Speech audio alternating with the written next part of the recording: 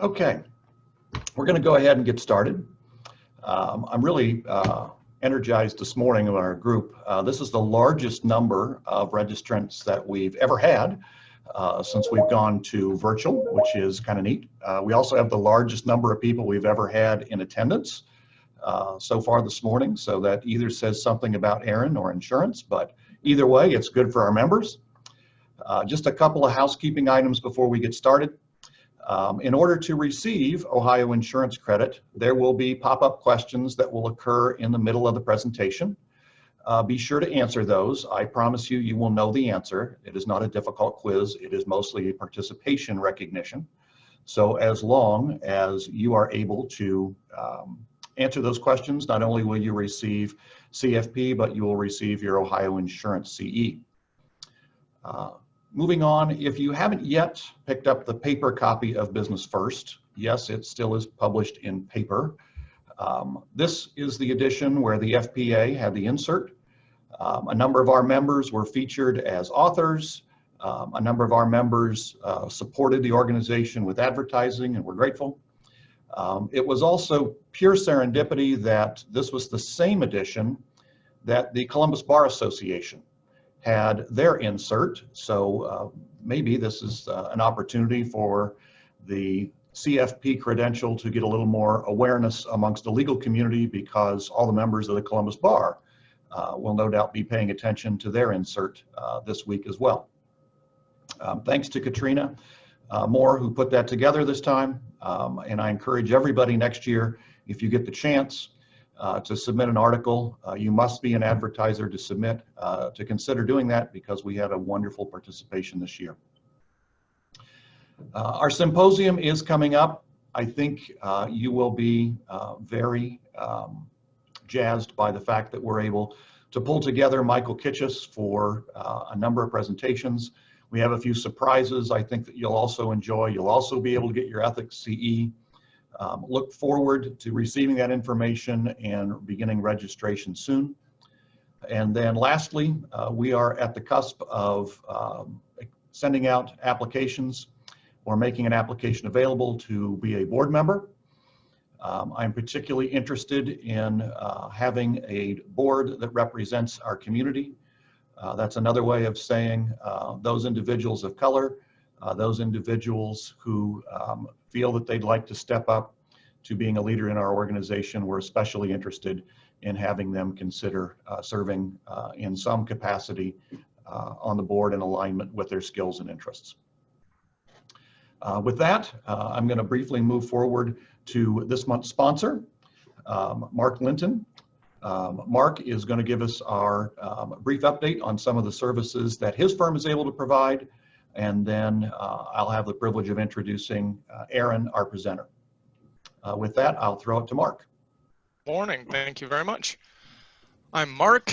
Our company is Linton Tech Service, and we provide managed IT services for registered investment advisors, other financial planners that may not be necessarily within the RIA model, but still within that financial planning community. Before we get started, just to kind of break things up a little bit, and since it's Tuesday morning, here's just a quick story that I promise will also be relevant to what we do. From 2005 to 2009, I served on board the USS Porter, and during our second deployment, we were sent off the Horn of Africa into the Somalia area to do anti-piracy operations. And there's a lot we can take from real-world piracy and look at cybersecurity and digital security and make some really good comparisons too. So our United States military is pretty well equipped, and so when you send a warship out somewhere, there's just about every tool, resource, weapon they could possibly need to do any mission they would be assigned for whatever purpose that may be. They're very diverse in what they can do. Pirates, on the other hand, are far less equipped. Typical pirate skiff isn't much more than a thin, long motorboat that's just a little bit more capable than what a lot of people will use for recreation. The weapons they use are usually handheld, so if they can't carry it, it doesn't go with them. And their craft are really not even able to go too far out into the ocean. So they're pretty limited in what they can do. However, they are creative, they are clever, and they know how to use what they have to gain some leverage. So if a pirate skiff were to go directly up against any warship from a modern navy, it would end up like this. And this is a picture I took after one that they had left behind after boarding a ship. This one was empty, so we just took it out of the water and we sunk it. However, pirates aren't interested in going after warships. They're interested in merchant vessels. And what they will do is they will come up alongside them, sometimes behind them. They'll throw ropes up, they'll board. And since merchant vessels are unarmed, or should be unarmed, there's no one really to stop them. Hey, so Mark, they're able to, yes, sir. I'm interrupting, I hope to your benefit. We're not able to see your screen. Oh, no. I'm sharing screen too. Let's see here. Let's go back. That better? Just a moment. Now that's much better. Oh, geez, I'm so sorry. Okay, your presentation will be much better now. Go ahead. I hope so. So this is the motor vessel Golden Nori. This one was one we actually sat and watched for just over 50 days. And what's interesting about the way pirates operate is they don't actually steal any of the goods. They hardly even steal the ship. They simply make it unavailable to the company that owns it. So whatever's on board, the ship itself, the crew, they simply pilot into usually Somalian waters, and they just park it and they demand a ransom. Mind you, they're not really usually interested in even harming anyone. They're really only after the ransom money. So that's where we sat. Now, on this particular mission, we were unable to really do anything because we didn't want to bring any risk or harm to the crew, which we felt that boarding or attempting to board would do. We couldn't fire on the ship because it had chemicals on board that would be dangerous to both people and the environment. So we had this incredibly well-equipped billion-dollar warship that really couldn't do anything except watch.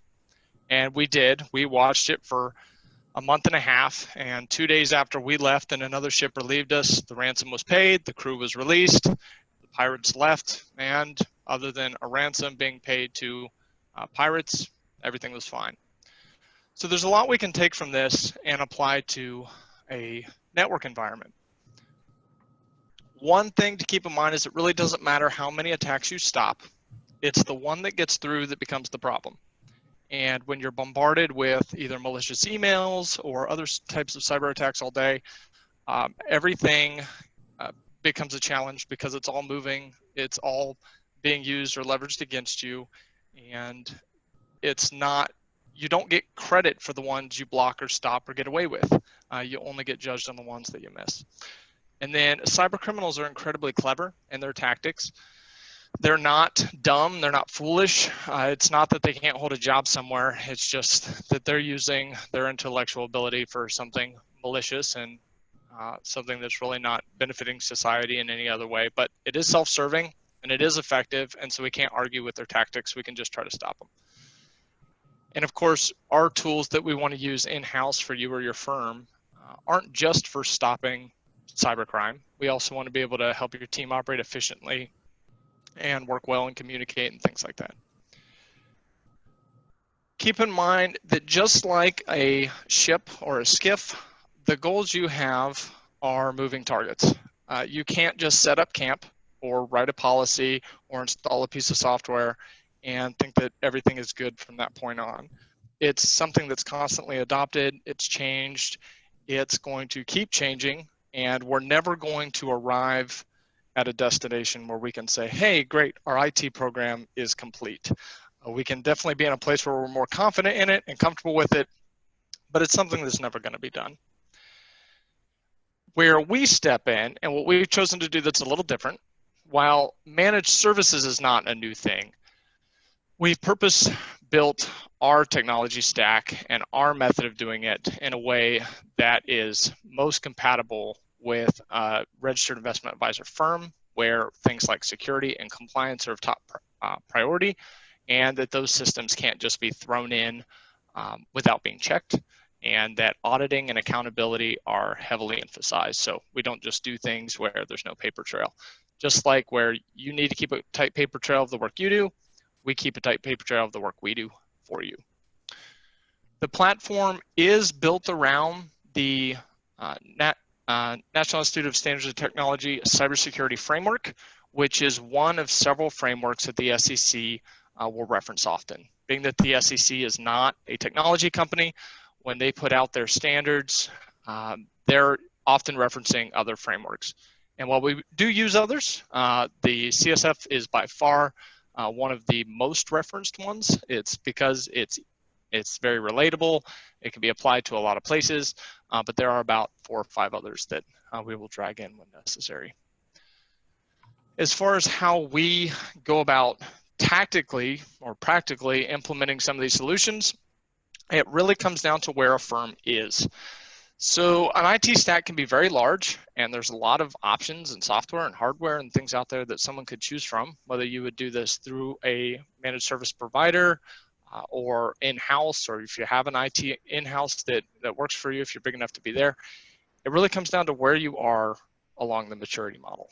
There are some things that just don't make sense to put in unless you're that far down the road. So we come in and we try to give you a really good idea of where you're at and then put you on a plan that is appropriate for where you currently are, but then put a technology plan together that helps you get to where you need to be.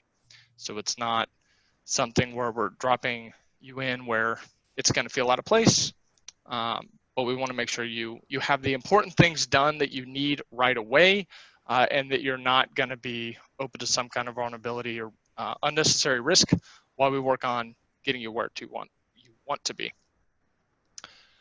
The best way we've come up with for helping firms that may or may not have a technology program at all, or if you're doing it ad hoc, just calling someone when your printer doesn't work, something like that, is we've come up with a cybersecurity risk assessment.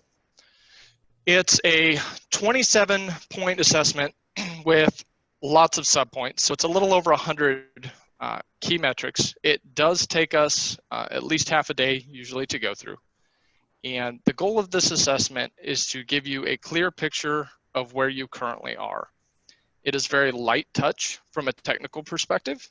We're not doing any network scans, we're not installing software or anything like that. We're looking at policies, procedures, a little bit of your current network, seeing where you're at, and then you will get a written report before we're done. If you choose to take that report and go to your current IT provider and say, hey, we had an audit done, these are some gaps, we'd like to address them, that's fine. If you want to try to conquer it in-house, you can. If you want us to help you with it, that's great. But the report will be yours. It's free. We're doing it because we think it's the right thing to do for this community. We've seen quite a few alarming gaps as we've done some of these assessments, and so the things you definitely don't want to leave uncovered, and it's completely free to you. If you'd like to get on the schedule, you can either give us a call or you can sign up online. As I said, it is free for you. And I'm not kidding about we leave the report with you. And there's a couple firms that are a part of this group that have already gone through that and that have come on board as clients. And they've definitely exercised this well. So it's something we want to do to help. If you're interested, simply reach out. We'll get you on the schedule. We'll get that done for you and at least point you in the right direction and see what we can do. Thanks, Mark. My pleasure. I'm not going to take a great deal of time to introduce Aryn because obviously she doesn't need her own marquee because we have record attendance this morning, so there must be great interest in the information and her as a presenter. I would note that when the principal of her firm was a presenter a few years back, it was also one of our most highly rated presentations, and so I think we all can see value in the material. On a personal, perhaps endorsement, I consider Aryn to be one of my SMEs. When I have a tough case and I need a subject matter expert, in fact, last week I called her and needed help on a case, and I called her yesterday and said, golly, can you get back to me? I got a case I think I need your help with. And I would suggest that if you don't have an SME subject matter expert like Aryn in your insurance world, that after today's presentation, you might want to add her contact information to your speed dial. With that, I'll throw it to Aryn. Thanks, Jim. I really appreciate it. Hopefully this presentation can live up to those lofty expectations. So good morning, everyone. Thank you so much for attending. Let me get my screen share going here for you. Let's see. All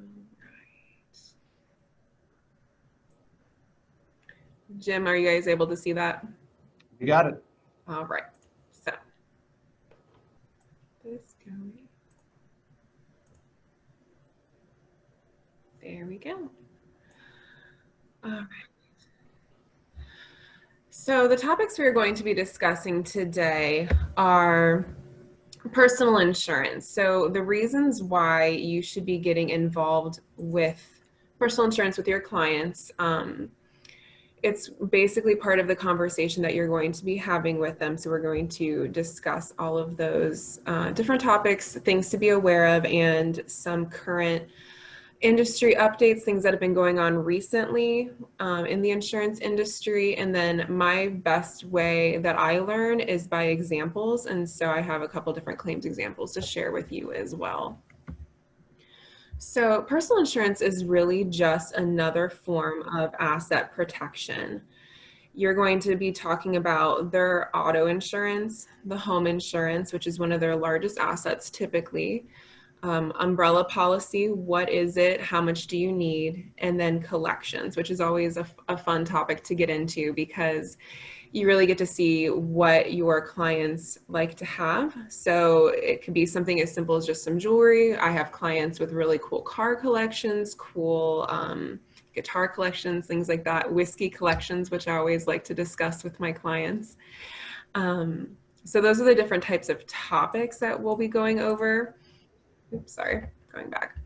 When their review was last completed, so that is really important to keep in mind as you start having this different, the asset conversation with your clients, because if they have not discussed this in a while, so many different things can change. So having a conversation with them about updates that they have had in their lives, whether it's a new addition to the family, maybe they've moved, maybe they've done some remodeling work on their home, all of those things can trigger a need to have their insurance updated. I know I have several clients, and I'm sure I'm guilty of it as well. You get that insurance policy, you just kind of chuck it in a desk drawer. You don't think about it again because you're covered. It's a policy and a thing that you have because you need to have it, right? Either it's state mandated for your auto insurance or it's required by your mortgage company.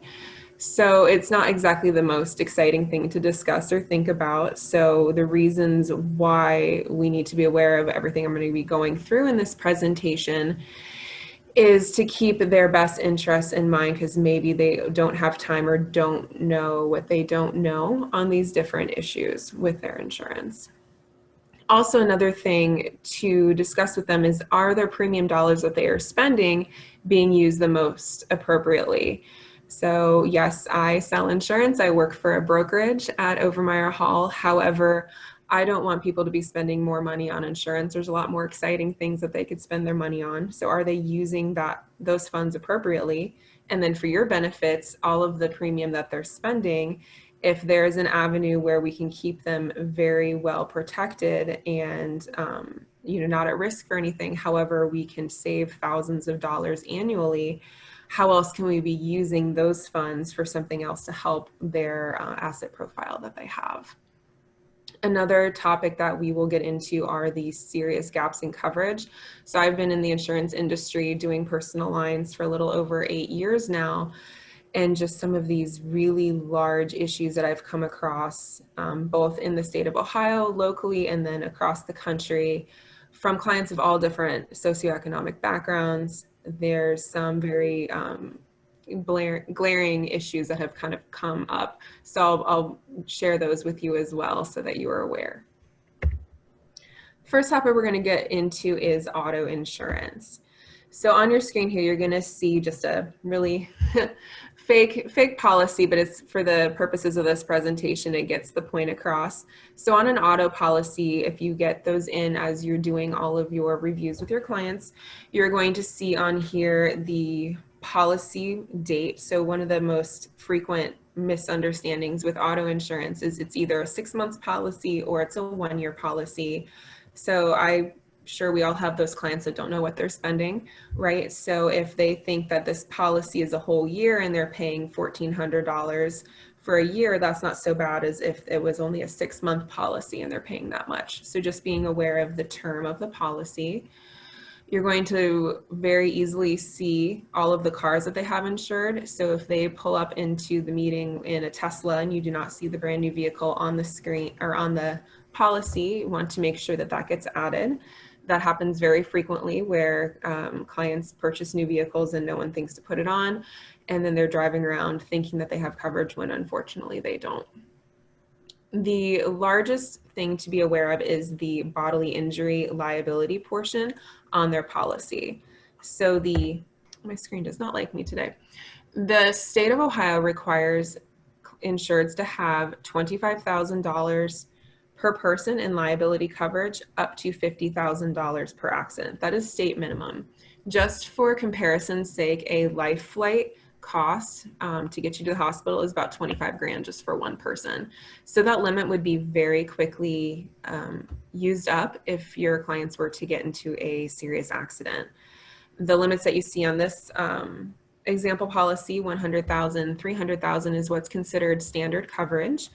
However, I recommend carrying higher limits. So the limits that I recommend having are $250,000 per person, $500,000 per accident. This gives significantly more coverage in case they were at fault in an accident for anything they're liable for. So this is just a bodily injury liability portion of the policy. So someone else getting injured, all of their medical expenses, things like that. If those policy limits are really low, that's when they can start coming after your personal assets, which we will get into further on in the presentation. The next line down, you're going to see property damage liability. So insurance is very literal. So property damage liability is something that is a physical property that they have damaged in the accident that they are at fault for. I recommend having at least $250,000 in coverage because I'll keep using the Tesla as an example. You're driving down the street and you wreck your car into this Tesla. A brand new Tesla is going to cost you more than $100,000. God forbid you run into more than one of those around town. You're very quickly going to use up that policy limit. From a premium standpoint, it does not cost very much more to have that enhanced coverage on the policy, and it's just that peace of mind, which is really what the majority of this insurance is for. Yes, you have those state requirements like I discussed. However, you want to make sure that you have enough to protect everything that you have should you get into an accident. The next line down you're going to see is the uninsured, underinsured coverage. So again, just like it sounds, in the state of Ohio, about 30% of drivers have either no insurance or that state minimum really low insurance. So if you get into an accident with someone who has really terrible coverage and you were hurt, this portion of the auto policy pays out for your medical expenses and your lost wages. So you want to make sure that you are covering yourself. This does not pay out for the other injured party. If they're injured, if they're at fault, this is just for you. So you're not paying money to cover someone with terrible insurance. You are paying money to cover yourself if you are in an accident with someone with terrible insurance and it's their fault. The next couple lines you're going to see are both comprehensive and collision coverage. So comprehensive is everything except for a collision. So your glass hit, your fire, hail damage to your vehicle. And also in the state of Ohio, comprehensive covers deer because we consider it to be the deer's fault if they jump out in the road in front of you, but they're not carrying insurance around. So this is going to cover you if you wreck your car with a deer. It's kind of coming up on that season right now.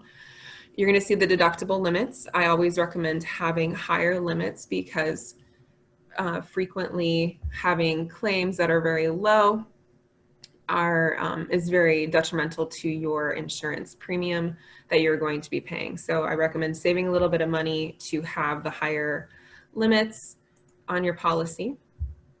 And then the last couple lines you're going to see on there is roadside service. So kind of like your AAA, key lockout, jump starting your car, and rental car reimbursement.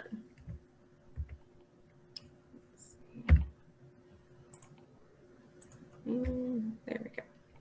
So the rental car reimbursement, that covers just for you renting a car when your car is in the shop for a covered claim. This is not coverage for your vacation vehicle that you have when you go down to Florida. So this is meant to replace your car for a temporary period of time while your vehicle is in the shop. Now, that being said, you do typically have coverage in place when you do rent that car from Hertz on your vacation.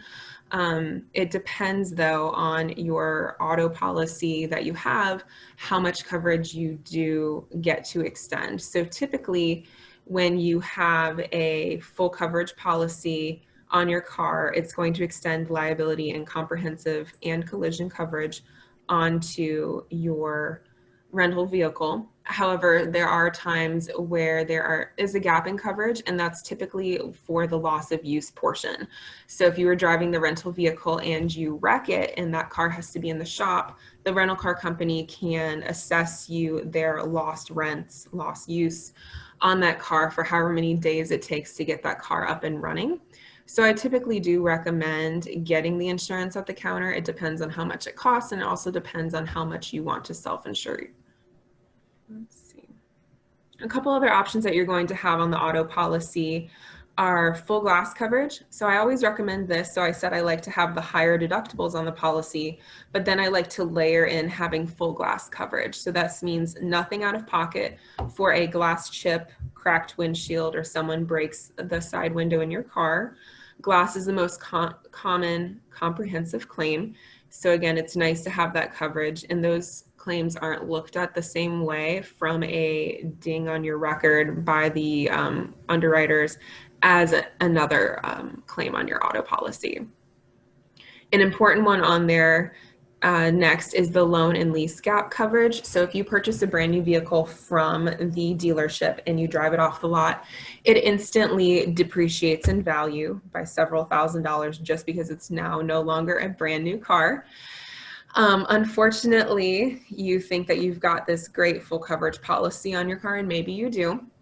However, if you have financed this car or if you have leased the car and you wreck it just right off the lot, there is a possibility, especially if you didn't put a whole bunch down, depending on the type of car that you have, the valuation of it, that there could literally be a gap. So like I said, insurance is very literal. There could be a gap in the amount that you owe from financing or the lease agreement and what the car is valued at.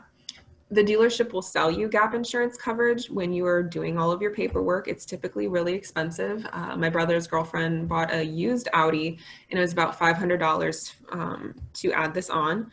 On your auto policy, you can add it on for about $20-30 a year. So I typically recommend doing that, and that way you get paid out to fulfill your financial requirements on that brand new vehicle. The next line down is the original equipment manufacturer parts. So again, with the leased vehicles, I'm probably one of the only people that reads all of the fine print on the lease. So on my Subaru that I have, there is a nice fine print line that says if I wreck my Subaru and I go get it fixed, it needs to be repaired with Subaru parts. And it doesn't have to be done at the dealership, although I'm sure they would prefer that. But they want to have the parts that were made for that specific car by that specific brand of vehicle put into it. The issue with aftermarket parts or parts that are not specifically made for the car is that they're not always crash test rated.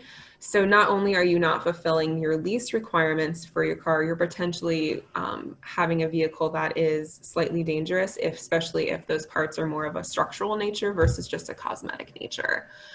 If you do not have this on the auto policy, you're going to be paying out of pocket because the detailing shop is not going to just give you these parts, you know, at the same price as the aftermarket parts, and your insurance is not going to pay for them if you have not enhanced your policy. So I always like to bring that up, especially if you have a newer vehicle or if it is leased. And the last line down there, similar to gap coverage, agreed value versus actual cash value. So this applies if you aren't financing the car, but you want to make sure that you are going to get X amount of dollars for the car that you have agreed to. Otherwise, the assessment on the total loss payout of your car is going to be cash value, blue book value. So it's important to make sure that you are aware of all of these things, your clients are aware of these options, to make sure that they know what they're going to get back.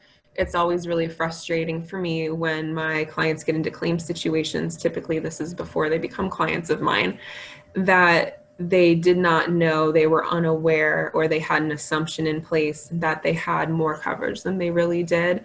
And then they're already having a bad day. They have to go car shopping. They got into a car accident and now they are getting a payout check that's $5,000, $10,000 less than what they wanted.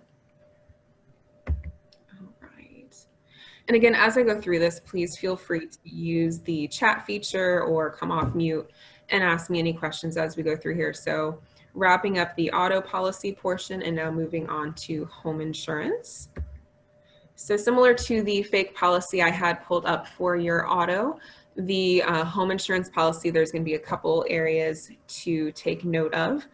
The first one seems really simple, but you want to make sure that the named insured on the policy is in fact the correct named insured. So this comes into more play. We'll talk about it a little bit later if you have a home that's in a trust or an LLC. However, you want to make sure that the title of the home on the auditor's site, however it is deeded, is exactly who is also on this named insured portion of the policy. Now, if it's a mortgage situation, they're going to be listed later on the policy as an additional insured, a mortgagee. If it's a trust, again, that needs to be listed on there as well. It doesn't cost any money to do this. You just want to make sure that the payout check, the named insured from an insurance standpoint, is matching the title. Otherwise, at claim time, you could have a serious issue. Again, another really seemingly simple thing is the location of the property. So the insured address. Sometimes these are wrong and no one has paid any attention. That could become a serious issue come claim time if you are not insuring the correct location that you thought you were. Policy period on home policies are always 1 year, so that's not the same as how cars are sometimes 6 months, sometimes 1 year. But I do like to kind of keep an eye on the dates just to make sure everything is lining up. You're going to see on here the coverages. So the first coverage for the dwelling, this valuation, the $200,000, that is a valuation of the structure, the dwelling of the home, from a replacement cost basis. This has absolutely nothing to do with the market value of the home, what they paid for it. I've had situations where the home is a brand new build. They've paid 500 grand, but it needs to be insured for 700 grand because from a replacement valuation, from an insurance standpoint, because it's a separate appraisal, they are finding it to be more expensive. The second line down, the other structures, that's typically just a percentage of that dwelling amount. And this is for anything that is detached from the home. Your fencing, your really cool paver patio, your pizza oven, pool house situation you've got going out back, it covers all of those things. So if you have clients with large outbuildings, the pool houses, several barns, things like that on their property, you want to make sure that that limit is sufficient. It's typically 10% of the valuation of the home, but a lot of times that needs to be bumped up. Personal property, again, just like it sounds, it's everything that you own inside the home. So if you were to flip the whole house upside down, you know, all of the stuff that would fall out. This does not cover in full all of your fund collections items, which we will get into. So there's typically sublimits within the home insurance policy for collectible items, jewelry, art pieces, musical instruments, and such. So those need to be scheduled separately. Any of the personal property items are subject to the home deductible. So that's something to keep in mind as well when you are factoring in what needs to be insured separately or just under the home personal property. The next line is loss of use. So this coverage, similar to how I was discussing with the rental car, this covers you when you are out of the home for a covered home claim. So your house burns down, you need to be put somewhere else. I live in Upper Arlington, my house burns down, I'm going to need to stay in the school district. So I can't just be going with my 2 dogs, the 2 kids, to a hotel somewhere. I need to stay in a rental home in the district. And that is price prohibitive, right? So you want to make sure that this valuation is correct and is enough. I don't like to see these really low limits. I think it is always best to have either, you'll see wording that says actual loss, unlimited, things like that. The other option you can see is having the limit be the exact match of what the home is insured for, and that would be the maximum that that insurance policy could do. The reason why I don't like seeing a dollar amount or a time frame, so sometimes you will see up to 12 months, is that it can take a lot longer than that to rebuild your home. So not only are you displaced from your home, you've had this terrible event occur, you're put somewhere else, it's taking 18 months to demo your home, pull permits, and rebuild it. If your policy is only paying out X dollars or for X amount of time, you now have to go out of pocket to pay your rent. Plus you still have that mortgage payment on the home. So now it's just this double paying situation that is just really awful for clients. And we've had that happen quite a few times. 2 clients that have then moved over to us, they've had really large claims and it's taken a really long time for their home to get rebuilt, and they had to pay, and it was just really upsetting for them. The next line down you will see is personal liability. So this, similar to the auto policy, things that you were liable for, but from a home perspective. So it's going to cover, you know, trips and falls on your property. But this liability also covers you personally and follows you around. So if you're out golfing and hit someone with a golf ball, things like that is going to cover if you get sued for things that you have done, even if you're not within your home.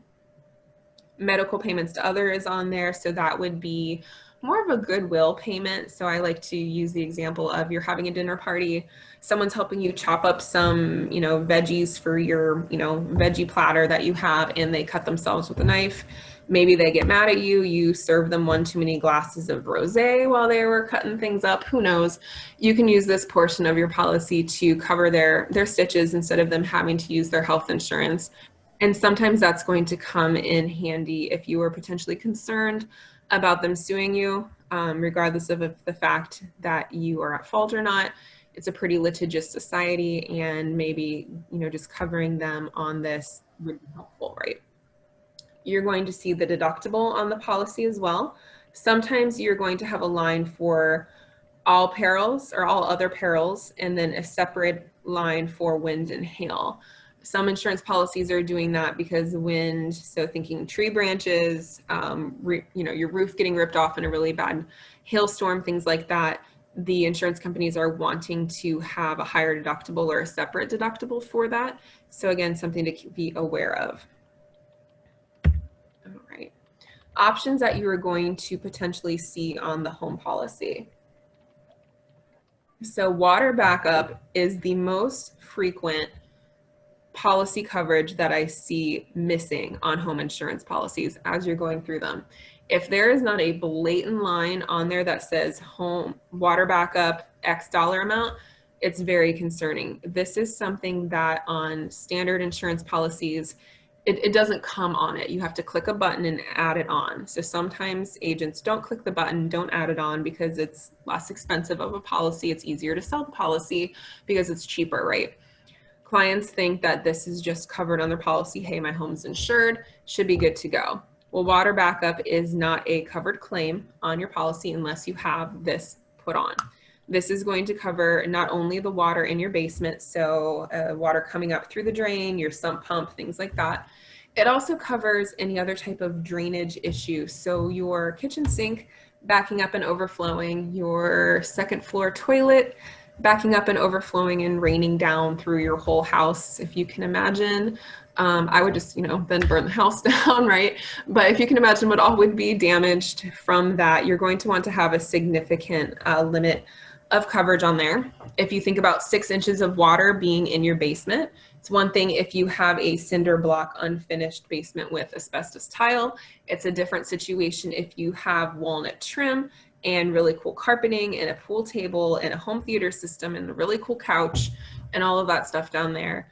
You think about what all would be ruined. Your furnace is probably going to go out, your hot water heater, your washer dryer, anything that's down there, mechanical. You want to have a good limit on there. Water backup is not flood.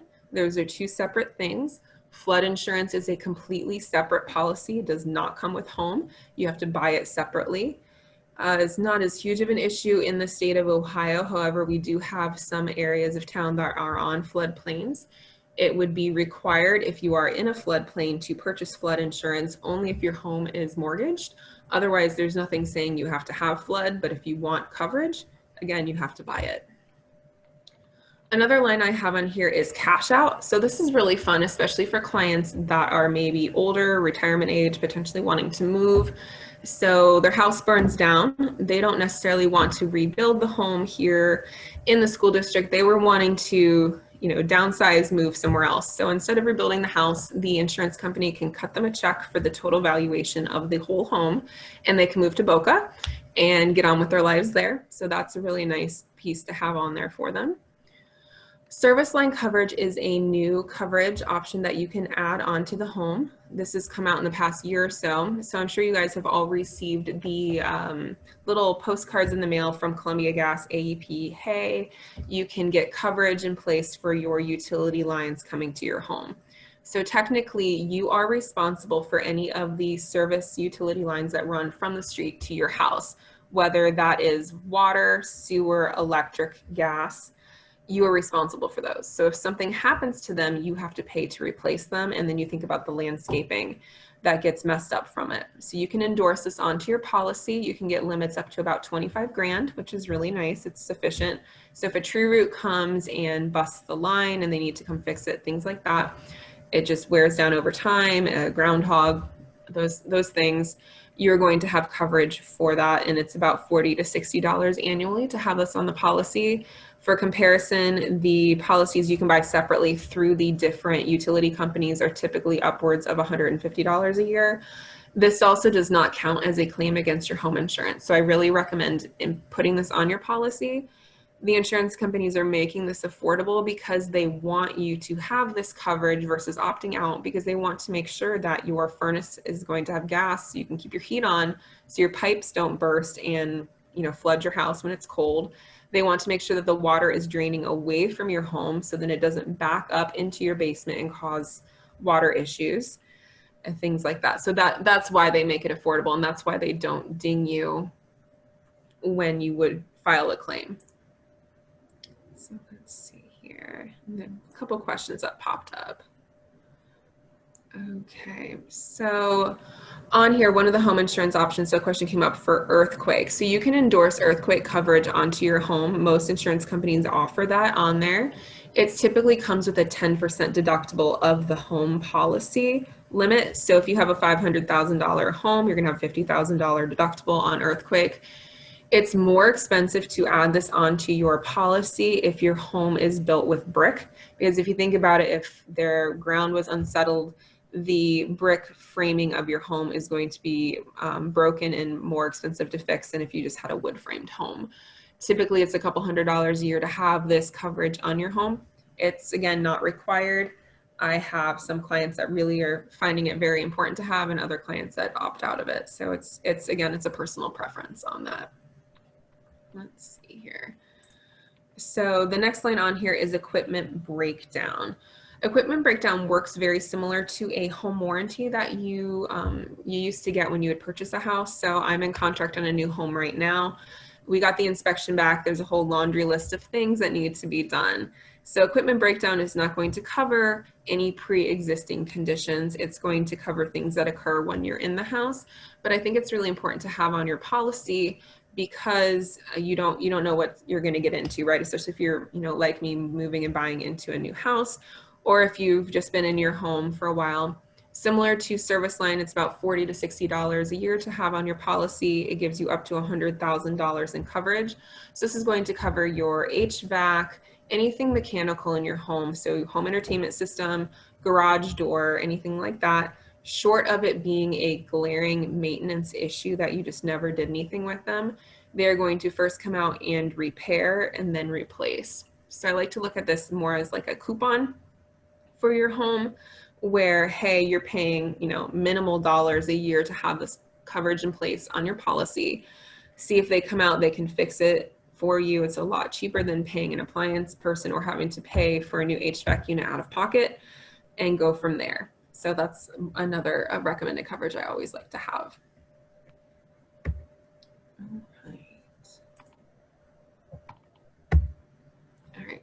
Next thing down, so I talked about this briefly, was collections coverage. So this is your coverage that you can get in place on a separate rider onto your whole insurance package for your jewelry. Furs aren't really as popular anymore, but some people still have them. Artwork, musical instruments, firearms, cool gun collections, things like that. Like I mentioned earlier, you can also insure your wine and whiskey collection. So I recommend if anyone has a whiskey collection that they have me come over. I will help you assess what you have, and then you will have significantly less to insure by the time I leave, and it'll be a very good meeting. It's always a good time. There's no deductible when you have a collections policy. So unlike the home policy, when you would have $1,000, $2,500 deductible, there's nothing out of pocket if you needed to file a claim for your collections. Everything is going to be insured on an agreed value basis. So again, what you are expecting to get for the piece, you're going to get. You can also cover your sporting equipment. So I have clients that have insured their Pelotonia bike, so their actual road bike, and then their Peloton bike, the inside one, because those are pretty expensive as well. I ride horses, so covering my really expensive saddle when my horse decides he doesn't want it on him anymore and he just rips it off his back with his teeth. Musical instruments, your guitar. So you have friends over and they think they're Guitar Hero and they smash your really cool Fender. You want to make sure that you have coverage, because on the collections policy, it also gives you coverage for damage, not just fire or theft. If someone knocks over your really cool painting and it falls and it rips it, it's going to be coverage in place for that. It's also going to cover loss. So if you are out and about and your earring falls out, it's going to cover that. It's not like someone stole it, it just fell out or it went down the drain, you were wearing it in the shower. The nice thing on these policies is it covers pairs and sets. So if you lose the one earring, you don't want just one earring back because it won't match, right? So they will take your other earring that you have and give you a whole new pair of brand new earrings based off of what you had. Another option for collections is blanket coverage.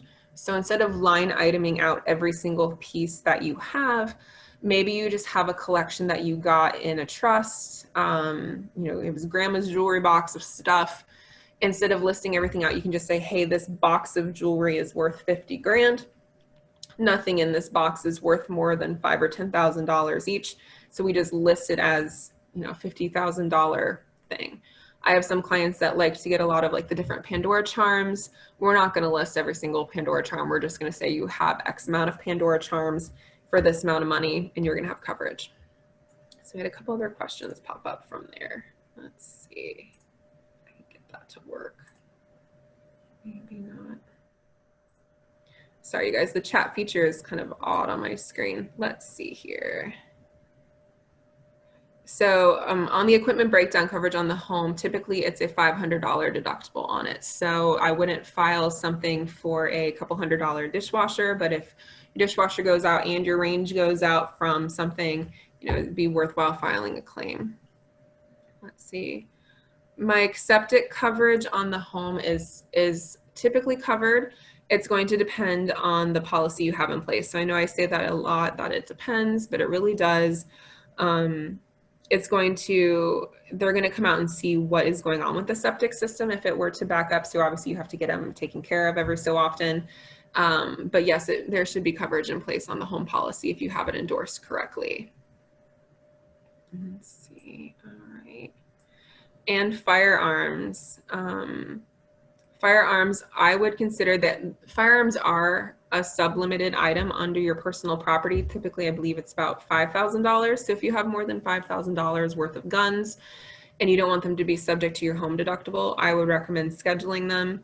Also, if you want them to be covered for damage, so if something happens to them, I would recommend scheduling them as well. Typically, a good rule of thumb for scheduled items, it's about 1% of the insured value from a premium standpoint per year. So $10,000 ring is going to cost you $100 a year to insure.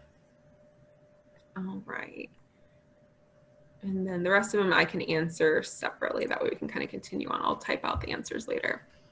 Another thing, so similar to our sponsor who started off our presentation this morning, cyber insurance is a coverage that you can now add on to your home policy, which is really exciting.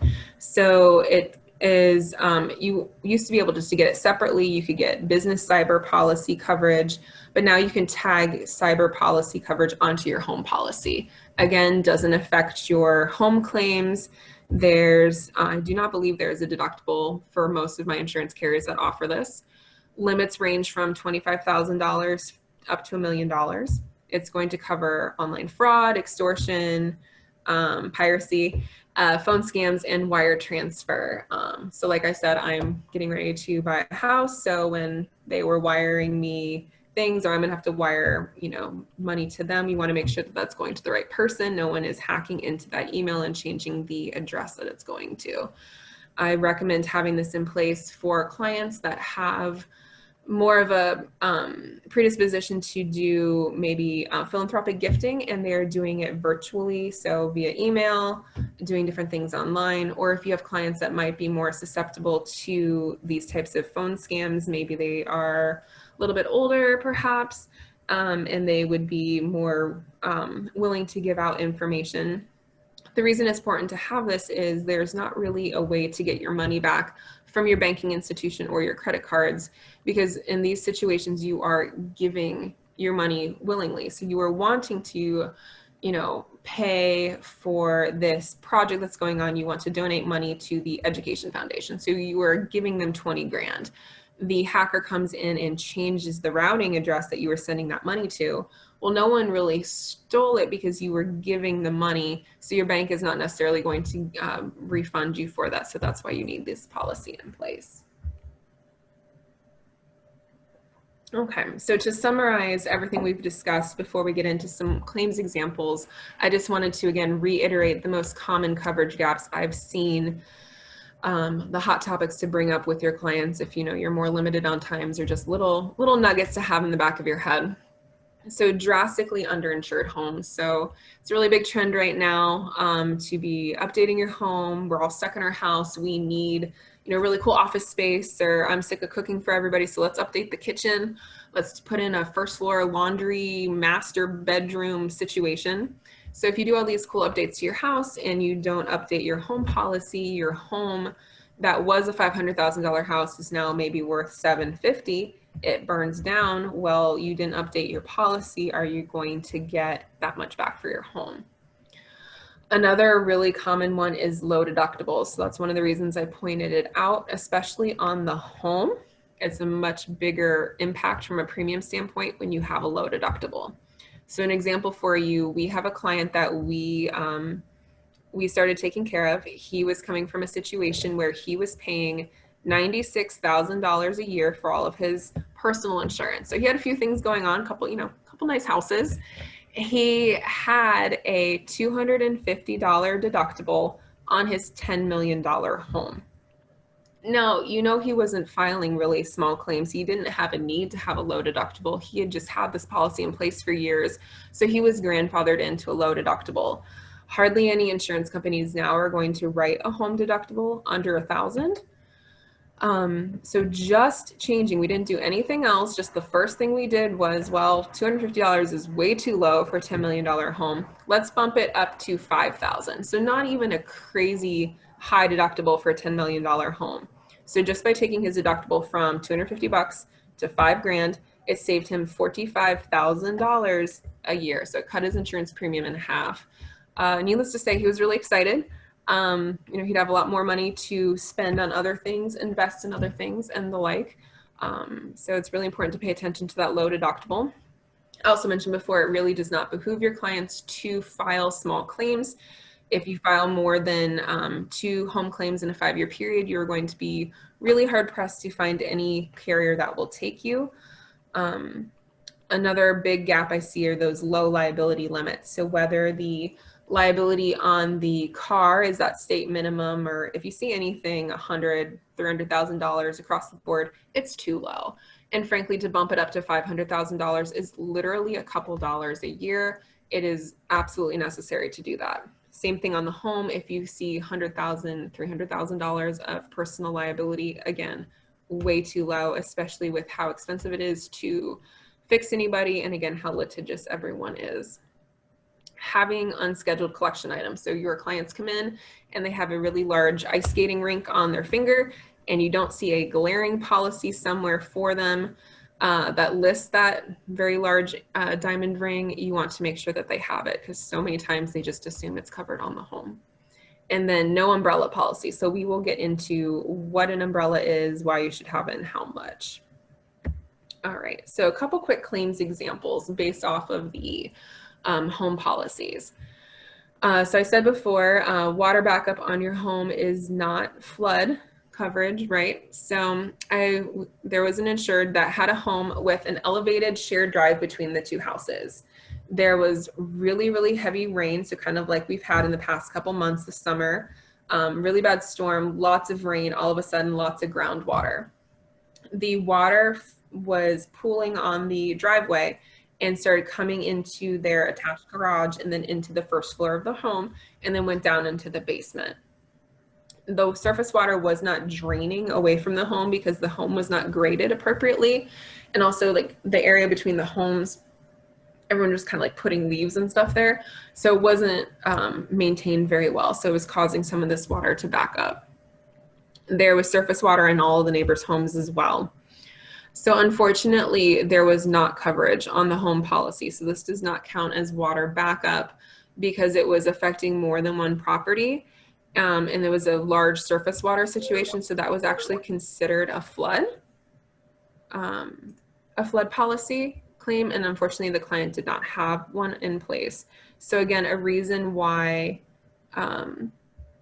you should have a flood policy if that's something that you're concerned about, and another reason to make sure that the landscaping and drainage around your home is correctly graded away so water has the opportunity to flow away. So unfortunately, not coverage in this situation for them. I do have one carrier that I really like to write homes with, especially older homes. Cincinnati Insurance actually gives you coverage for water seepage, so water coming in due to the ground being completely saturated with water and it has nowhere else to go and it starts seeping in through your foundation walls. They will give you coverage for that, whereas every other carrier declines that claim.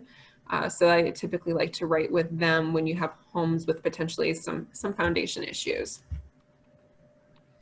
Let's see here. All right, so the next claims example. All right, so on the cyber claims, an insured receives an email request from their sister, and they've received a few of these in the past. This is nothing new. It's not like the, hey, go get me some iTunes gift cards, right? That has been going around. So they get an email request from their sister who lives in Paris, needing $2,000 help them with rent. Cool, they send her, wire her some money.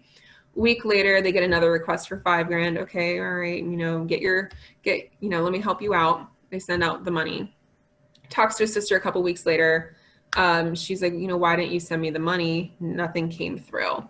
So this was an example where the sister was actually the one emailing the client for money, but the claim or the situation that occurred was that someone had hacked into the email. So when he was actually sending the money, hey, the wire information was changed. So thankfully they had cyber insurance coverage in place, so they were able to get their $7,000 back. Otherwise, they wouldn't have had coverage. I've done quotes for my clients, and again, depending on the limits that they have, it's anywhere from $100 to $500 a year if you go from that $25,000 limit up to $1 million. For policy coverage, this is really not bad, especially if they're doing things like this a lot. Another situation, so this is getting really popular. So many people, since we're kind of limited on what all we can do right now, or a lot of people are getting rental homes. So an insured booked a family vacation on a rental property site. They wanted to go to the Caymans. They're really excited. They paid a $1,000 deposit. They never got any communication from the rental company, wondering what was going on. They did some more Googling and then found out that this didn't in fact exist. So someone had created a fraudulent website. They had sent their deposit money to who knows where. And thankfully, again, they were able to get their money back from that deposit that they had paid. Otherwise, they would not have had it. All right, so umbrella policies. An umbrella policy is literally a liability coverage that goes up and over your home and your auto policy. It is liability only. It doesn't cover any property damage. It doesn't cover your home if your home is underinsured. It's just for things that you would be found liable for. It's going to kick in when those underlying policy liability limits are exhausted. So that $500,000 on your home, $500,000 on your auto, once those get tapped out from a bad accident, it's going to kick in the umbrella policy. A properly written umbrella policy is also going to have a line for uninsured motorists, underinsured motorists. Again, it's not something that comes standard. You have to click the button on the screen to endorse this onto an umbrella. However, it is so important because, like I said, on the car policy, a large chunk of drivers do not have good insurance limits in place. And this portion of the umbrella covers you for your lost wages, your medical expenses, if you get into an accident with someone who's uninsured. So your policy limit on your auto is going to kick in first, that $500,000 that we hopefully bumped up your policy to. And this is going to give you an additional $1 million, $2 million on top of that to cover yourself.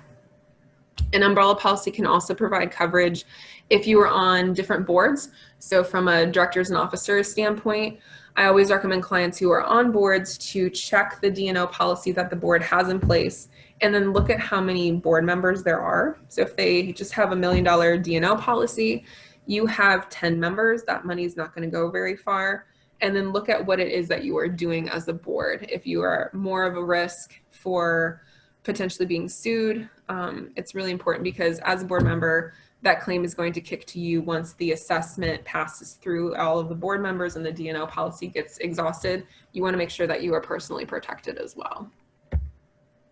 How big should the umbrella be? So again, I'm going to say it depends.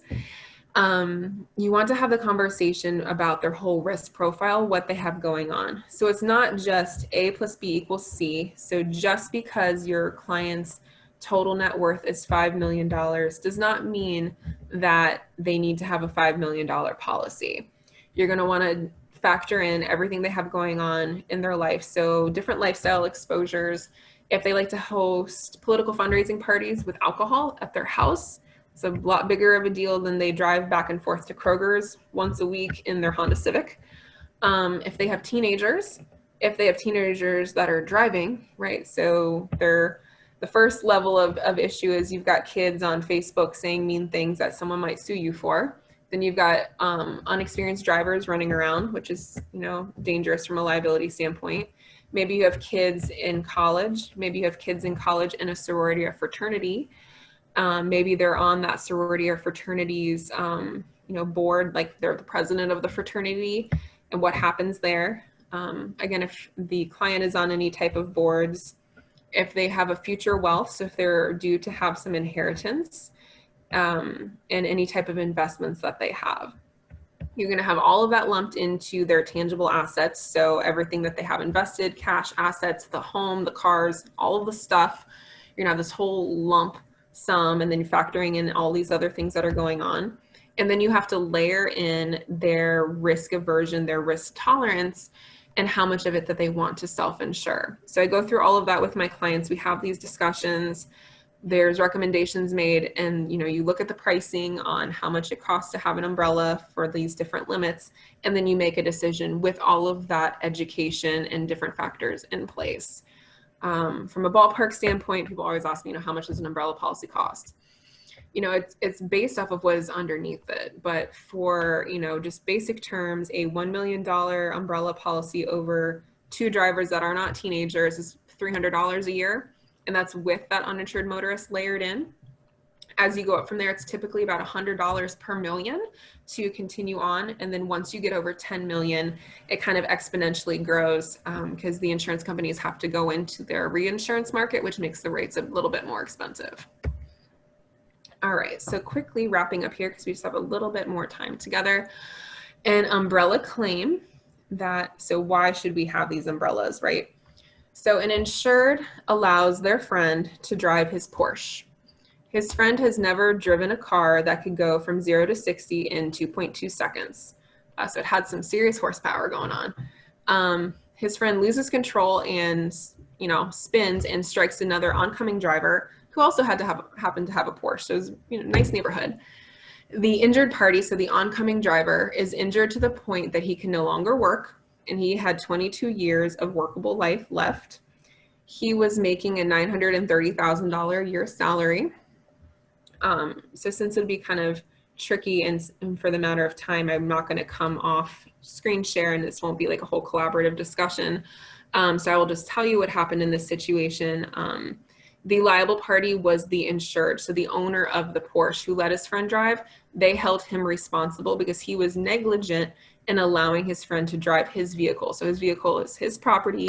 He let his friend drive it who was not experienced. The suit went to him. The suit ended up settling for $30 million because you factor in 22 years of $930,000 salary, and then you layer in all of the investment money that he could have made by having his employer match on his investments, his 401k, and those things. So it settled for $30 million. So a good reason to have an umbrella policy if you have some nice vehicles, or you let your friends drive your vehicles. All right. Other things to factor in your discussions are additional insured. So I touched on this briefly on the home. So if the homes are listed in a trust, whether they are revocable or irrevocable, you need to make sure that that is clearly listed on the home policy. That way the claims payout check goes to the trust, because mom and dad no longer own the home. The trust owned the home. The mom and dad are not going to get the check that needs to get paid to the trust. You want to make sure that the claim does not get denied for something so simple and free to add onto the policy. In a trust situation, you can also list beneficiaries. So if you are concerned that mom and dad are going to pass and the home is now going to be transferred on through the trust into their children, you can list the beneficiaries on the home policy as additional insureds. That way the home policy doesn't need to be canceled, rewritten. You have any hiccups during this, you can endorse that on there. Again, that's not a cost thing. It's very simple to do. It's just a matter of having the agent do it. You also want to factor in what other assets are in the trust. I always say do not put a vehicle in a trust. So even if mom and dad have a home health care nurse at the home that is driving their car around to help them take them to their medical appointments, you don't want to put that vehicle in the trust, because now anything else in that trust is opened up to that liability. And a vehicle is a really large liability versus just the home. Put it somewhere else, write a different insurance policy, put the caregiver on the auto policy as a driver. Do not put that car in the same trust as the home or any other asset. Similar to LLCs, if a property or a rental property is owned in an LLC, make sure that they are listed on the policy as well. Any additional drivers, so especially with everyone homeschooling, it's gotten really more frequent to have a nanny in the home, nanny driving the kids around. The nanny needs to be listed on your auto policy as an additional driver, just to protect in case they were to get into an accident. So I had a couple questions pop up here to work. Let's see here. Okay, some of these I will get to in a little while, or we can answer after the presentation is done. From a trust perspective, though, it works for whatever type of trust that you have listed. So that is not a problem whatsoever. Really, from an insurance standpoint, they don't care so much how things get paid for, who owns them. They just want to be aware of who owns them so they know how to write the check. And they want to see that they had the ability to agree or disagree to that. So it doesn't matter who's cutting the check, who owns it. They just need to be informed is the main thing. All right, so the last thing with the different industry trends, so I put this up here as current risk management hotspots, different things that are just really coming up that we've had to have a lot of discussions about. So I touched briefly on different rental homes, Airbnb and VRBO. I know my family's going up to Lake Michigan in a couple weeks. We did an Airbnb. If you are the one that owns your home and you're putting it into an Airbnb, you need to inform your insurance company that you are doing that. Because again, it's not something they agreed to. It's not something they're aware of. Some insurance companies are not okay with your home being temporarily rented by others.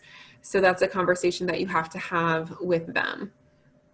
Flood and wind I discussed. Flood does not come on the home policy by itself. You have to buy it separately. Wind is covered in non-coastal states. So you saw that wind deductible for your shingles, bad storms, hail coming through. But in coastal states, wind does not come on the home policy. You have to endorse that separately. So you can opt in or opt out of wind coverage. So we'll use Florida, for example. You want to have that hurricane coverage. It's not required if your home is not financed. However, if you want to make sure that you have coverage in place for hurricane, you have to have wind coverage written onto the policy. It's typically pretty cost prohibitive. It's typically 2 to 3% of your home's insured value from a deductible standpoint.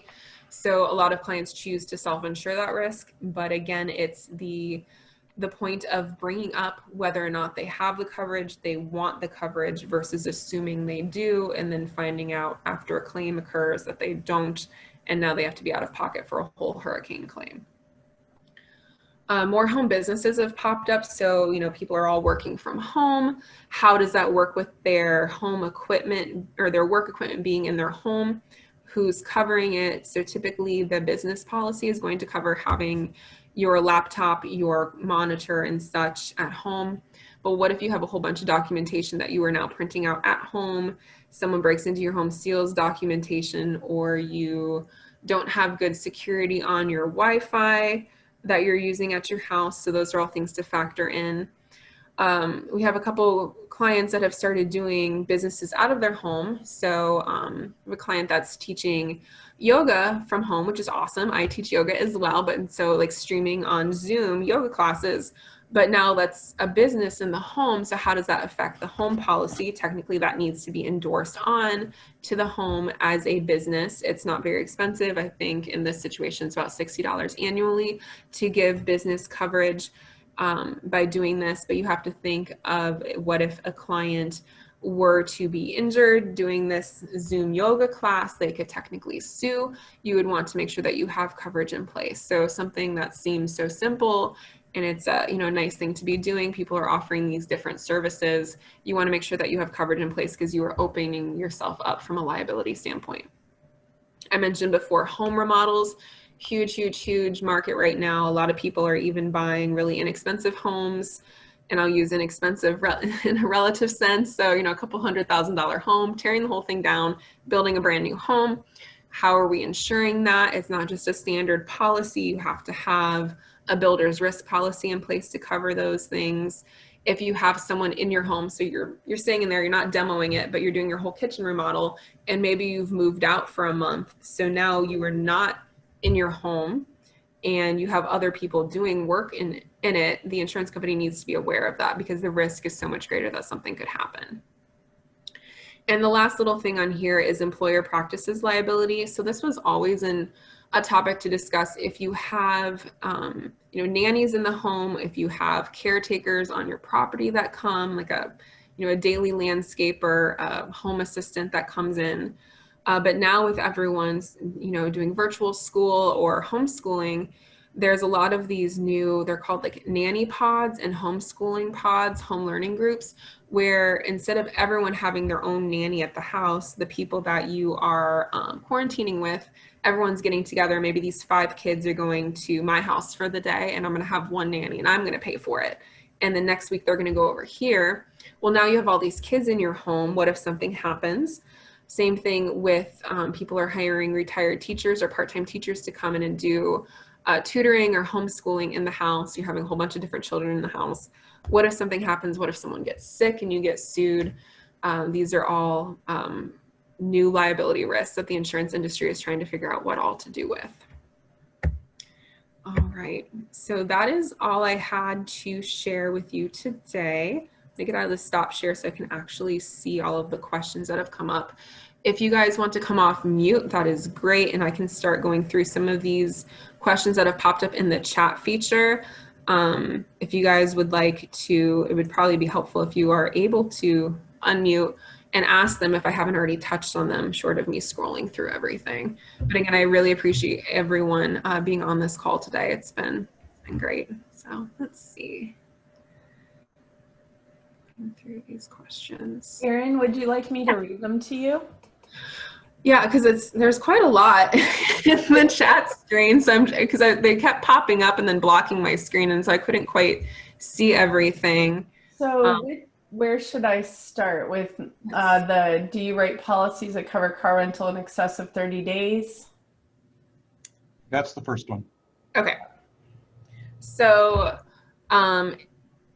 yes. So typically on the policy, it's going to go up for a month, but it's going to then, if something has happened. So I had a client whose car got damaged and it was brand new. So we'll keep using Tesla because that seems to be the main occurring thing for these. Tesla doesn't make spare parts just to sit around on a shelf. So if you get a bumper damage on your Tesla, it's going to be 4 or 5 months to get a new bumper put on your car.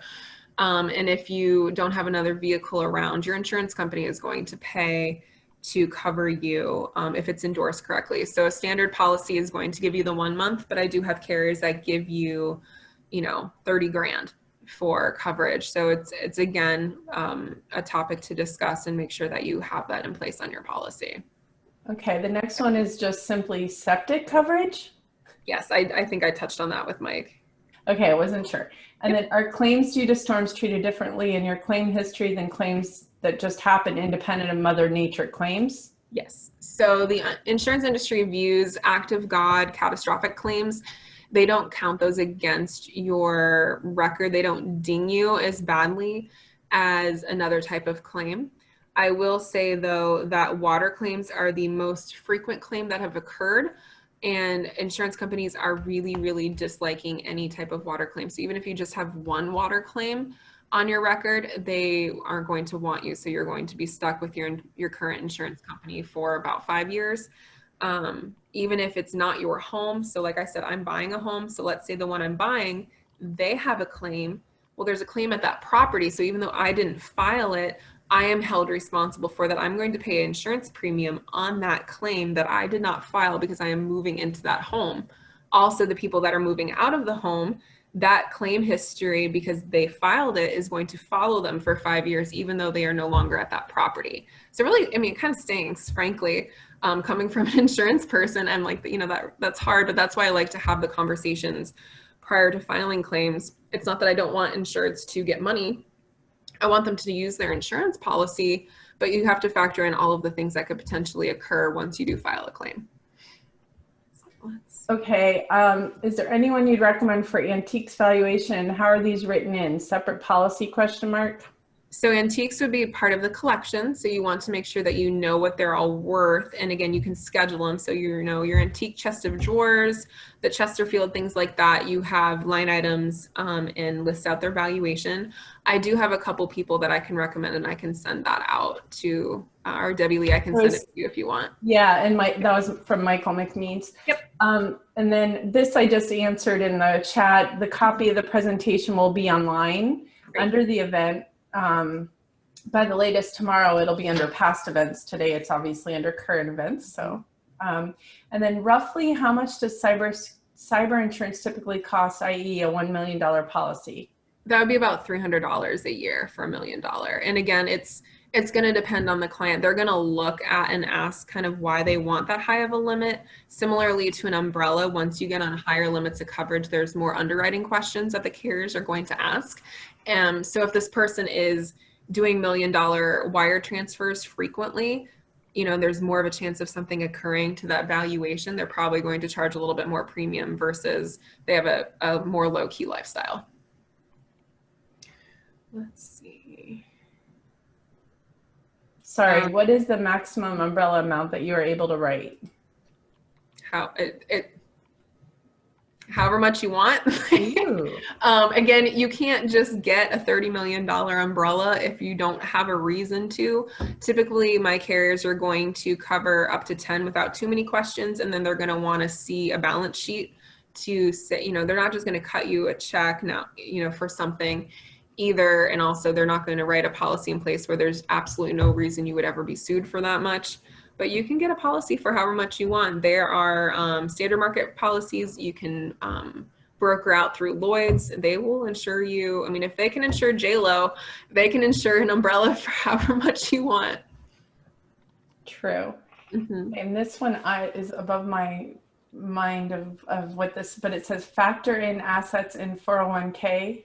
Sure. So from the umbrella standpoint, when you're talking about their whole balance sheet, yes. I get asked that a lot, hey, we have this listed in an LLC, this in a trust, this is an investment profile, so it's more insulated.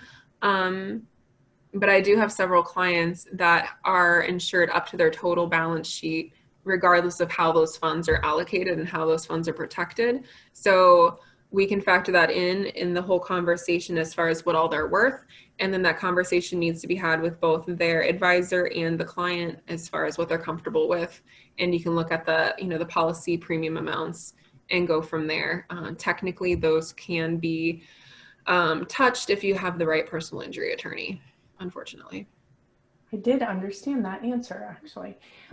What are the primary insurers that you use? For more higher end carriers, I use Cincinnati. Like I said, I use them a lot, especially around UA. We've got a lot of older basements here.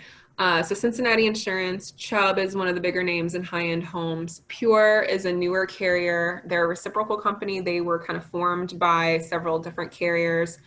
We have access to AIG. Nationwide Private Client does some higher-end homes. And then we also have Central, Westfield, and then everyone carries Progressive because we need to. And they actually do a really good job with all of your fun, like motorcycle toys, scooters and such like that. So we have them as well. And we have access to all 50 states. Next one seems more rhetorical. I think the answer is J-Lo, but 30 million, who gets an umbrella that big? J-Lo. Okay. Yep. Thanks, Mike. Yeah. Okay, in Ohio, what assets are protected? IRA, 401k, personal residence, living trust, owned assets. And I think you answered part of that, but maybe, did you get all that? I think so, Chris. I'm kind of confused as to that question. We can chat offline about that and I can better understand what it is that you are wanting to know, other than what I've already said. All right, thanks. And then if you have a nanny working in your house, you need additional coverage on the house in case she is injured while in your house? I think. Yes, so it's twofold. So not only do you want to make sure that she's covered, so she trips and falls, that's just a home liability claim. So that's going to be under your home. However, she could get mad at you and, I'm making a stereotype and saying she, so the nanny, sorry, could be mad at you for their injury, and they are privy to a lot of very sensitive information because they're in your home. They have access to your whole lifestyle. They see things, they hear things that are going on. They can see documentation. So if they are upset that either they're injured or if they are, in their opinion, wrongfully terminated and replaced with a different nanny, they could sue you from a employment practices suit. They could sue you for sexual harassment. Neither of those things are covered under workers' comp. So in the state of Ohio, you need to have employment practices liability on your policy if you have an in-home nanny and you want to have coverage for those things. Another thing to think about is because they have access to sensitive information, what type of defamatory content could they post online about you if you really manage to tick them off, unfortunately. So you have to protect yourself in those situations. If you are hiring a nanny through a service or through a company, a lot of times there is coverage in place. I like to look at those and see what type of insurance policy that company is providing to you as their client. And then we can have that conversation as well on what all you still need to have. And then one last one, what about if you have independent contractors working for you in your home, in a home office setting? Oh, geez. I would say you would need to make sure that you have a business policy in place. So you can get a general business policy. So like a BOP is what it's called. I don't do any commercial policies, but I've learned enough to be somewhat dangerous working in my office because we do a ton of commercial. You can get a BOP policy for $500 a year to cover your employees. And then you list your home residence as the location. And then so that's one layer. And then on your home, you endorse for that business use of your home. Like I said earlier with my client, that's a yoga teacher, $60, $70 a year to insure that on your home. So now you have a business policy that knows you're using your home for your business. And then you have a home policy that knows you're using your home for your business. And then they layer and you're good to go. Thank you. What an informative presentation. I try. So go take a nap. No. Jim, you want to close us out? Thanks, everybody. We'll look forward to seeing you at Symposium. Board members, you have a new Zoom link. We're next. Thanks, you guys.